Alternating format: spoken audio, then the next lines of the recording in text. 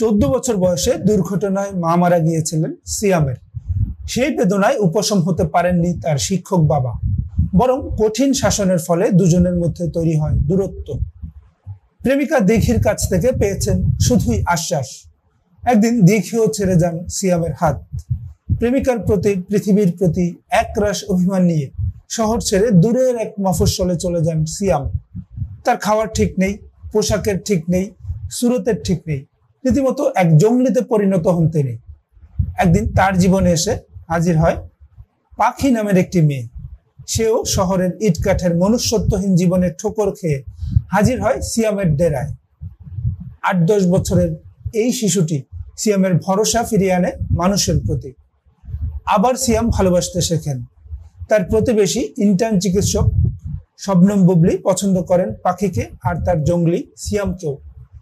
যেভাবে কবিতার মতো গুছিয়ে আসছিল সব।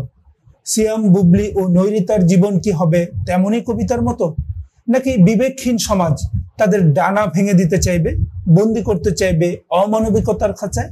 এই হচ্ছে এম রাহিম পরিচালিত জঙ্গলি ছবির গল্প। অত্যন্ত পুরনো গল্প। প্লট এদিক সেদিক করে এই রকম গল্পে আগেও ছবি হয়েছে, ভবিষ্যতেও ছবি হবে। দেখার বিষয় হচ্ছে পরিচালক নতুন ভাবে গল্পটি বলতে পারছেন কিনা, নাকি পুরনো গতেই আটকে গেছেন। এম রাহিম পুরনো ধাঁচে গল্প বলেছেন। তার গল্পে ফেসবুক লাইভ আছে এবং ছবির নাটকীয় পরিবর্তন সেই লাইভের মধ্য দিয়েই হয়। প্রযুক্তির কারণে নায়ক শিশু সম্পর্কের চেনা গল্পে যতটুকু পরিবর্তন তা খুব সামান্য। এম রাহিম তার পরিচালনায় শক্তিমত্তার পরিচয় দিতে পারেননি। চিত্রনাট্যের কারণে সামান্য গল্পও অসাধারণ হয়ে উঠতে পারে। জঙ্গলির গল্প সেই চিত্রনাট্যের দেখা পায়নি, ফলে ছবিটি চরিত্র নির্ভর একটি ছবি হয়ে গেছে। জঙ্গলির নাম ভূমিকায় অভিনয় করেছেন সিয়াম আহমেদ। জনি ও জঙ্গলি ছবিতে তার এই দুটো রূপকে ফুটিয়ে তুলতে তিনি প্রাণপণ চেষ্টা করেছেন। তাকে সবচেয়ে বেশি সহযোগিতা করেছে শিশু শিল্পী নৈরিতা। পাখি চরিত্রটির জন্য সে একদম উপযুক্ত ছিল। জঙ্গলি ও পাখির সম্পর্কের রসায়ন ঠিকঠাক না জমলে 2 ঘন্টা 31 মিনিট সিনেমা হলে বসে থাকা হতো অসম্ভব ব্যাপার। তাদের দুজনের কাছে মার খেয়েছে জনি ও তিথির প্রেম পর্বটিও। ফলে বুবলি ছবিটি তৃতীয় গুরুত্বপূর্ণ চরিত্র হয়েই রয়ে গেছেন। তার বর্ণনাতেই আমরা পুরো গল্পটি দেখলাম। তিনি কথক এবং গল্পের একটি চরিত্র। কথকের দৃশ্যগুলো দায়সারাভাবে লেখা হয়েছে এবং তেমন ভাবেই উপস্থাপন করা হয়েছে। ছোট চরিত্রে বা ক্যামিও রোলে দিঘিও খুব একটা সুবিধা করতে পারেননি। ছবির প্রধান 3টি চরিত্রের বাইরে স্বল্প উপস্থিতি হলেও নজর কেড়েছেন শহীদুজ্জামান সেলিম ও রাশেদ মামুন অপু। এর মধ্যে অপুর নেতিবাচক থেকে ইতিবাচক ভূমিকায় রূপান্তর দ্রুত হলেও সেটা কোনো মতে মেনে নেওয়া যায়। কিন্তু আইনজীবী চরিত্রে সেলিমের ভূমিকাকে আমি প্রশ্নবিদ্ধ করতে চাই। তার মন্দ আচরণের কোনো ভিত্তি আমি খুঁজে পাইনি। ছবির গানগুলো মন্দ নয়, গল্পকে এগিয়ে নিয়ে গেছে, কিন্তু গানের লোকেশন, চিত্রায়নের পেছনে তো খরচ করতে হবে, তাই না? গান গেল যেমন তেমন, আবহ সঙ্গীতের এই মরণ দশা কেন? গল্পের গতিকে উল্টো দিকে ঠেলে দিয়েছে এই ছবির মিউজিক স্কোর।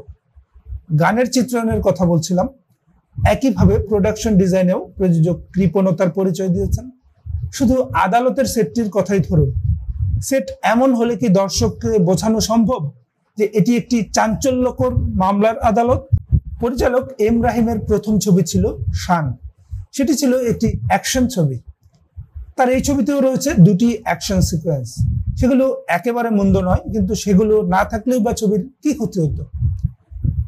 এই ফাইট দৃশ্যের কারণ যে চরিত্রটি, জঙ্গলির এলাকার দোকানদার, সে শিশু নির্যাতনকারী মুহূর্তেই বদলে গিয়ে চোখের জল ফেলছে পাখির জন্য। এইরকম ভাবে সব চরিত্রকে ইতিবাচক চরিত্রে পরিণত করার দায় কেন পরিচালককে কাঁধে তুলে নিতে হবে? ছবির কয়েকটি দৃশ্যে পরিচালকের পরিণতিবোধের দরকার ছিল, যেহেতু তিনি ও তার প্রযোজনা সংস্থা ছবিটিকে পারিবারিক ছবি বলে প্রচার করছেন।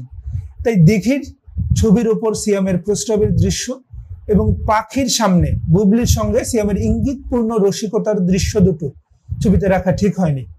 অথচ ছবিটি এই সময়ে বেশ প্রাসঙ্গিক। শিশু নির্যাতনের বিরুদ্ধে ছবিটি বার্তা দিয়েছে, শিশুদের প্রতি মানবিক হতে দর্শককে উৎসাহ দিয়েছে। এজন্য পরিচালককে ধন্যবাদ।